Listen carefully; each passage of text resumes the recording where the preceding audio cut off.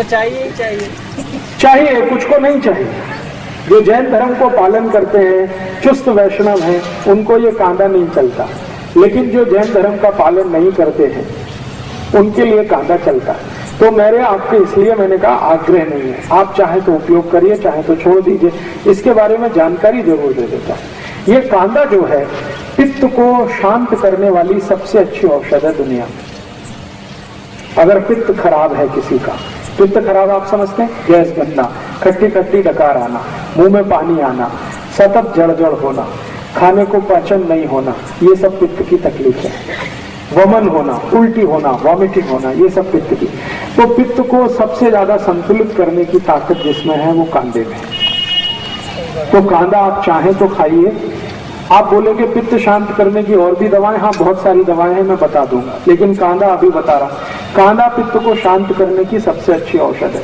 पित्त की खराबी से शरीर जितने भी रोगों में फंसता है, सब रोगों को ठीक करने की ताकत कांदा में। जैसे गर्मी है और गर्मी में सन स्ट्रोक हो गया, लू लग गई आपको, अब लू के बाद आपको बहुत कुछ तकलीफ आने वाली है, वो सभी रोगों में कांदा आपके लिए उपयोगी है, सभी रोगों में लू लगने के बाद। इसी तरह से आंखों का एक रोग होता है जिसको कैटरेक्ट कहते हैं, मोतियाबिंद।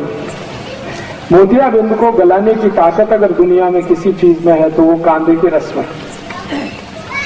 बिना ऑपरेशन अगर आपको आंखें ठीक रखनी है तो कांदे का रस सतत आंखों में डालिए। जिंदगी भर आप चाहते हैं कि आंखों को चश्मा ना चढ़े और कभी भी आंखें आपकी खराब ना हो, तो कांदे का रस आप अपनी आंखों में डालिए। आप में से किसी को भी मोतियाबिंद हो गया हो और आप नहीं चाहते कि आपका ऑपरेशन हो, या आपके पास ऑपरेशन कराने के लिए पैसा नहीं है, तो आप कांदे के रस से मोतियाबिंद को गला सकते हैं और आंखें ठीक कर सकते हैं। इसको कितने दिन लेना है, कैसे लेना है, इसका सूत्र मैं बता देता हूं। कागज पेन हो तो लिख लीजिए, क्योंकि ये बहुत काम आएगा। 1 चम्मच पांडरे कांदे का रस। देखिए कांदा एक ही काम का है जिसको पांडरा कांदा कहते हैं, ये लाल वाला किसी काम का नहीं। औषधीय गुण जो है वो सफेद प्याज में ही है, पांडरे कांदे में ही है, लाल वाले में कोई औषधीय गुण नहीं है। वो तो खाने के लिए आप खा सकते हैं, औषधीय गुण उसमें नहीं है। औषधीय गुण जो है वो पांडरे कांदे में ही है। तो पांडरे कांदे का 1 चम्मच रस ले लीजिए।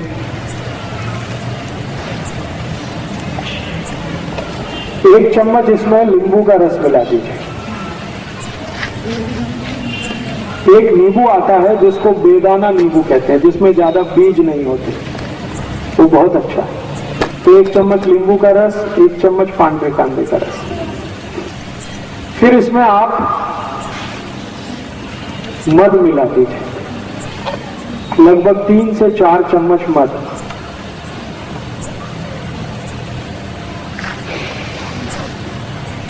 और इसी में 1 चम्मच गुलाब जल मिला दीजिए। ये चारों को मिलाकर एक बाटली में भर के रख लीजिए और खूब अच्छे से हिलाकर एक एक थेम आंख में डालिए। 1 महीने लगातार डाल दिया तो मोतियाबिंद आपका कट के निकल जाएगा। गुलाब जल 1 चम्मच, जितना आपका कांदे का रस उतना ही गुलाब जल, उतना ही नींबू का रस, लेकिन मध इसमें 3 से 4 फुट जाती, मैंने 3 से 4 चम्मच मध। अब ये तो सोल्यूशन तैयार हुआ है, इसको बाटली में भर के रखेंगे, 4-5 महीने ये खराब नहीं होता। इसको रूम टेम्परेचर पे भी रखा जा सकता है, जरूरी नहीं है कि हमेशा इसको फ्रिज में रखना। खाली सीधे रूम टेम्परेचर पे रख के रात में सोते समय 1-1, 2-2 थेम आंख में डालते रहिए। 1-1.25 महीने के बाद आपका मोतियाबिंद खत्म कर देगा। और एक बीमारी है आंखों की जिसको ग्लूकोमा कहते हैं। ग्लूकोमा, ग्लूकोमा माने काला पानी, आंखों में हमेशा काला काला दिखता है और कुछ दिखता ही नहीं, उनकी भी ये सबसे अच्छी औषध है। और एक बीमारी है आंखों में जिसको रेटिनल डिटैचमेंट कहते हैं। आंखों का ये जो रेटिनल पर्दा है ना, ये खिंच जाता है आगे या पीछे, उसमें भी ये सबसे अच्छा काम आता है।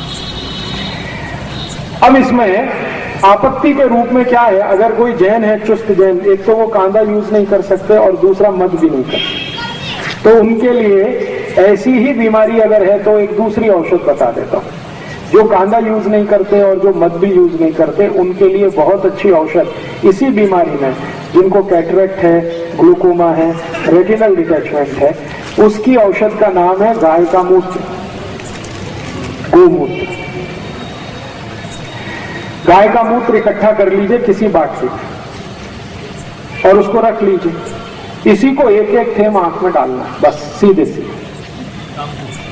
गाय का मूत्र, गाय माने देशी गाय, देशी गाय का मूत्र एक एक थेम रोज रात को आंख में डालिए सोते समय। तो 1 से सवा महीने में ये भी आपका कैटरेक्ट ठीक कर देगा, 2 सवा 2 महीने में ग्लूकोमा ठीक हो जाता है, और 3 महीने सतत डालें तो रेटिनल डिटैचमेंट ठीक कर देगा। 4 महीने लगातार डालेंगे तो चश्मा उतार देगा आपका। तो मोतीबिंदु जो है जी, वो मर्ज हो जाता है या बाहर निकलता है? मर्ज हो जाता है। वो एक्चुअली क्या है, मोतियाबिंद एक तरह से फैट है, वसा है, तो वसा जल जाता है, जल जाता है तो वो वहीं अंदर ही खत्म हो जाता है, बाहर नहीं निकलेगा। जी, छान के अगर गाय बड़ी है जो 3-4 बार मां बन चुकी है, उस गाय का मूत्र लेंगे तो फिल्टर कर लीजिए, और गाय की बछड़ी है तो वो डायरेक्ट भी डाल सकते हैं क्योंकि वो बहुत शुद्ध होता है और काफी कुछ फिल्टर होके जाता है। आंखों के रोग में मैंने इससे अच्छी कोई औषध अभी तक नहीं देखी, गोमूत्र से अच्छी, एकदम tax free, cost free, side effect नहीं है और एक्सपायरी डेट कुछ भी नहीं, हर गली हर गांव में उपलब्ध है। और गाय माता इतनी अद्भुत है कि वो कभी भी मूत्र देने के लिए पैसे नहीं लेती, आप डब्बा लगा दो, भर लो, लेकिन रखने का है कांच की बाटली। तो कांच की बाटली में अगर आप इसको भर के रखेंगे तो ये कभी भी खराब नहीं होता। गोमूत्र 10 साल, 15 साल, 20 साल, 40 साल तक सुरक्षित रखा रहता है, तो उसमें कभी भी जंतु नहीं पड़ते। ऐसा कहा जाता है कि गंगा जल में और गाय मूत्र में कभी भी जंतु नहीं पड़ते, माने गंगा जल की जितनी पवित्रता है गाय के मूत्र की भी उतनी ही पवित्रता है। तो इस गोमूत्र का आप भरपूर इस्तेमाल करिए आंखों के लिए।